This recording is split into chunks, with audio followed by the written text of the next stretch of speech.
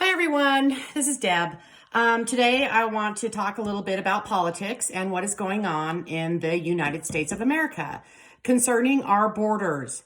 As pretty much everyone should know, we have open borders now due to the catch and release that Biden put in effect in January. That means our borders are now open. So what's happening is people from around the world now know this, and they are coming and pouring in through the borders. And a lot of the reporters are being blocked from reporting all of this. I've been following Ted Cruz in Texas as much as I can, but his stuff is starting to get blocked as to what's really going on at our southern borders. The wall stopped. It's not being built. Construction was just halted. However, there is a contract. The contractors are still getting paid the taxpayers' money to build the wall because they signed a contract, and they're not building the wall and they're getting paid.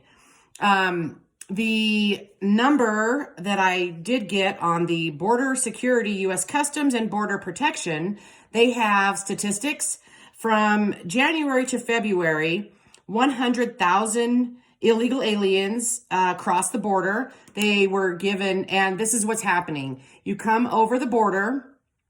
It's catch and release. You just walk across the border. Remember now, Germany does not have open borders. Italy does not have open borders. Spain does not have open borders. Russia does not have open borders. And China doesn't have open borders, okay? Most countries, you're going to need to do your own research, but to get into those countries and live there, it's a long process. It is a very long process, especially Germany. I always recommend you really review your own research, do your own research on other countries and how to live there. Anyway, this new catch and release.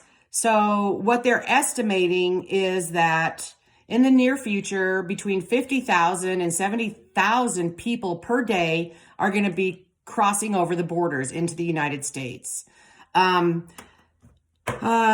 see. I did get on the Washington Post. They had, I don't know, all the news media is kind of downplaying all this, what's really going on. So, on one of the Washington Post, I believe, I don't know if it was the Washington Post or another news media. They stated that, the illegals are being taken to, put on a bus, which we're paying for. The taxpayers of the United States are paying for them. They get a Social Security card, they get a year of asylum, they can get put on a Greyhound bus and taken to Texas, Florida, New Jersey, Tennessee, Massachusetts, Indiana, Michigan, North Carolina, Georgia, and Kentucky. They're being taken to those states. So what's happening, though, is that the human sex trafficking is coming through the borders. The drug cartels are pouring in through the borders, and all the world's criminals are coming through the borders, and that means they're all coming to the United States. So this is going to really tax the already taxed police system. Protecting the American people that already live here from the negative impact. Now, they're sending all these children across the borders, which that should be child abuse. Why would anyone send their child to another country is beyond me. I would never do that. So that's like, is this, what are people thinking here? We in America we can't even feed our homeless people. We cannot house our homeless people. We cannot feed our homeless people. We cannot provide them basic needs. Our unemployment rate is insanely high. The American people are not even put back to work yet from the COVID, and they're signing these stimulus checks. You know, I feel like it's up to all of us, the American people, that we really need to do something about this and act. And what's your opinion on this? I really want to know. There's got to be a way.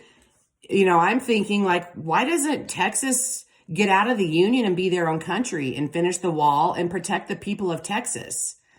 Texans are great. I mean, I'm a native of Colorado, and I love Texas people. They're very nice, kind-hearted people, and maybe it's time to get out of the union, Texas, and be your own country. I think it could be a really great country. New Mexico, Arizona, maybe do the same thing. You don't have to be in the United States. You can be your own country and provide for your people. That's something that needs to be discussed.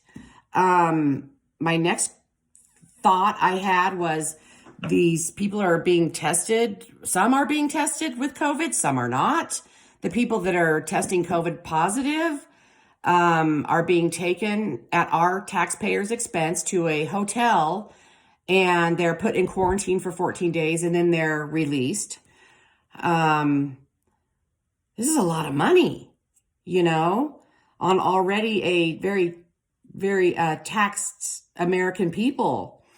So, this raises a lot of humanitarian issues. I just don't see the USA becoming the world's refugee camp. Does anybody else see a problem with this? I really do. I think these poor people that are coming up, and that you're seeing all these children in these camps, I think that they need to find adoptive families for them since they're here. Either send them back where they came from, or get families to adopt them, and maybe the adopted families can take them into their homes and provide them with food, water, shelter, jobs, schooling. Us, the American people, are going to have to start thinking what this means. How can we come to some solutions here? It's not our current administration and government is not going to fix this problem, guys. They are not. So it's up to us, our citizens. We need to keep our communities safe. We definitely don't want drug cartel making wars here, which I think is probably already going to be happening. And so I'm calling on our military too, what does this mean, to protect the people of the United States? I'm calling on our military here to really, really help us. What can we do? I'm calling on lawyers to help us. What can the American people do?